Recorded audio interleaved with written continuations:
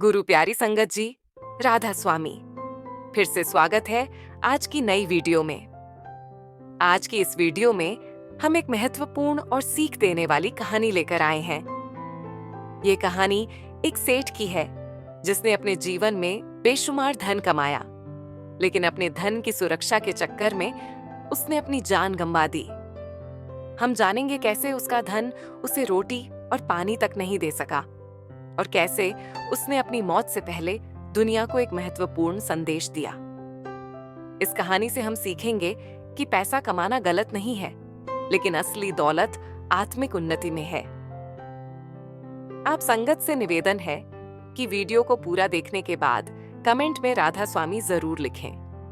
और अगर आपको यह वीडियो अच्छी लगे तो आप इस वीडियो को भी लाइक कर सकते हैं और दूसरी संगत के साथ शेयर भी कर सकते हैं। इस कहानी का उद्देश्य है कि हम जीवन में सिर्फ पैसे के पीछे न भागें, बल्कि अपनी आत्मा और सच्ची दौलत पर भी ध्यान दें। एक समय की बात है, एक सेठ था जिसने अपने पूरे जीवन में बेशुमार धन कमाया था। उसका एक बहुत खास मुंशी था जिस पर वह आंख बंद करके भरोसा करता था। एक बार सेठ ने अपनी पुश्तैनी जमीन का सौदा किया। वैसे तो सेठ अपना सारा कमाया हुआ धन बैंक में रखा करता था, लेकिन ये पुश्तैनी जमीन उसने सरकार से छुपा रखी थी। जब जमीन बिकी तो जितने में जमीन बिकी थी उसका 10वां हिस्सा ही सरकार को बताया गया। बाकी का सारा धन सेठ ने अपने घर में छुपा लिया। ये धन इतना ज्यादा था कि सेठ की आने वाली 7 पुश्तें भी बिना कुछ किए ही आराम से जी सकती थीं। अब सेठ को चिंता सताने लगी कि इतना धन अगर घर में रखा तो कहीं इनकम टैक्स की रेड ना पड़ जाए या फिर डाकू या चोर इसे लूट ना ले जाएं। एक दिन यही सोच सोचकर सेठ बड़ा परेशान बैठा था। उसी समय उसका वही खास मुंशी आ गया और सेठ से उसकी परेशानी का कारण पूछा। सेठ ने उसे अपनी परेशानी का कारण बता दिया। मुंशी ने सेठ को कहा कि वह एक ऐसी जगह जानता है जो बहुत ही सुरक्षित है और वहां कभी कोई आता जाता नहीं है। सेठ ने तुरंत पूछा, ऐसी कौन सी जगह है जहां मैं अपना धन सुरक्षित छुपा सकता हूं? मुंशी ने कहा, सेठ जी, कहीं दूर जाने की जरूरत नहीं है। आपके अपने ही खेतों में जो जंगल के बीच में है, वहां एक गुप्त कमरा है जिसे आपने आज तक सबसे छुपा कर रखा है। आप अपना धन वहां क्यों नहीं छुपा देते? वहां न तो कोई डाकू पहुंच सकता है और न ही कोई चोर। इस कमरे के बारे में आपके और मेरे अलावा और कोई नहीं जानता। सेठ यह सुनकर बहुत खुश हो गया और कहने लगा, मैं भी कितना मूर्ख हूं। मेरे खुद के खेत में इतनी सुरक्षित जगह है और मुझे ही ध्यान नहीं आया। सेठ ने सारा धन अलग अलग बक्सों में भर लिया और अपने मुंशी के साथ उस गुप्त कमरे में पहुंच गया। उसने मुंशी से कहा, यहाँ ताला लगा दो और एक चाबी तुम रख लो और एक मुझे दे दो। अगर कल को मुझे कुछ हो गया तो तुम अपनी चाबी से ताला खोलकर यह सारा धन मेरे बीवी बच्चों को दे देना। लेकिन जब तक मैं जिंदा हूं तुम किसी से भी इसके बारे में बात मत करना। मुंशी ने एक ताला लगाया और एक चाबी खुद रख ली। दूसरी चाबी सेठ को दे दी। दोनों वहां से वापस गांव लौट आए। कुछ दिन बाद सेठ के मन में जिज्ञासा हुई कि वह अपने धन को चेक करे। वह अकेला ही उस गुप्त कमरे में गया और अंदर जाकर सभी बक्सों को खोलकर देखने लगा। उसे देखकर वह मन ही मन बहुत खुश हुआ। उसी समय मुंशी भी उस रास्ते से गुजर रहा था और उसने देखा कि कमरे का ताला खुला हुआ है। वह घबरा गया और सोचने लगा कि शायद उस दिन उसने ठीक से ताला नहीं लगाया था। उसने बाहर से ताला लगा दिया और अपने घर चला गया। इधर सेठ ने धन देखकर जब खुश हो गया तो उसने वापस जाने की सोची, लेकिन जब वह दरवाजे के पास पहुंचा तो देखा कि दरवाजा बाहर से बंद हो गया है।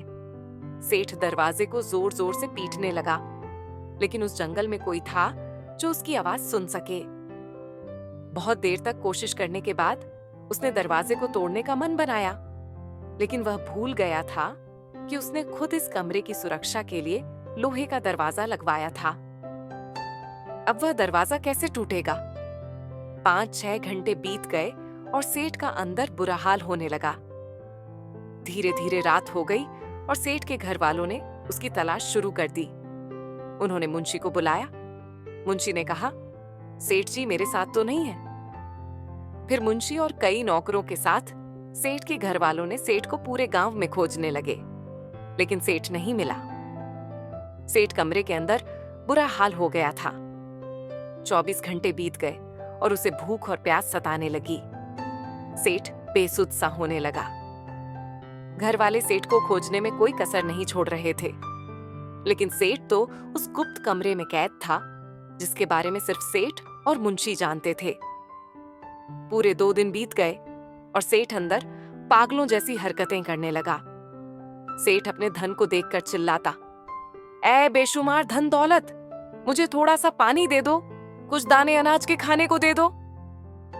अब 4 दिन बीत गए और बाहर जब हर जगह खोज लिया गया तो मुंशी को उस गुप्त कमरे की याद आई। मुंशी ने सोचा कि क्यों ना उस कमरे में जाकर देखा जाए। मुंशी घर वालों और नौकरों के साथ उस कमरे में पहुंचा। जैसे ही कमरे का दरवाजा खोला, सबने देखा कि सेठ बहुत सारे नोटों के बिस्तर पर मरा पड़ा था और उसकी बॉडी को चूहे खा रहे थे। ये देखकर सब हैरान रह गए। फिर मुंशी की नजर सेठ की बंद मुट्ठी पर पड़ी। उस मुट्ठी में एक चिट्ठी थी।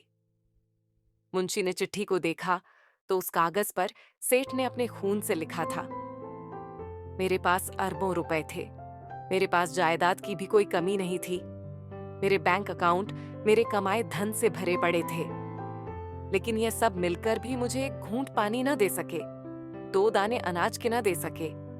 मैं इस दुनिया से जा रहा हूं, लेकिन दुनिया को एक संदेश देकर जा रहा हूं कि पैसा उतना ही कमाओ जिससे एक अच्छा जीवन जिया जा सके। मैं सारी उम्र पैसे के पीछे भागा और ये पैसा मुझे ना रोटी दे सका और न पानी पिला सका। इस कहानी का संदेश है कि पैसा कमाना गलत नहीं है, लेकिन सच्ची दौलत आत्मा की उन्नति में है। दुनियावी दौलत से ज्यादा महत्वपूर्ण है आत्मिक दौलत, जो हमें सच्चे अर्थों में अमीर बनाती है।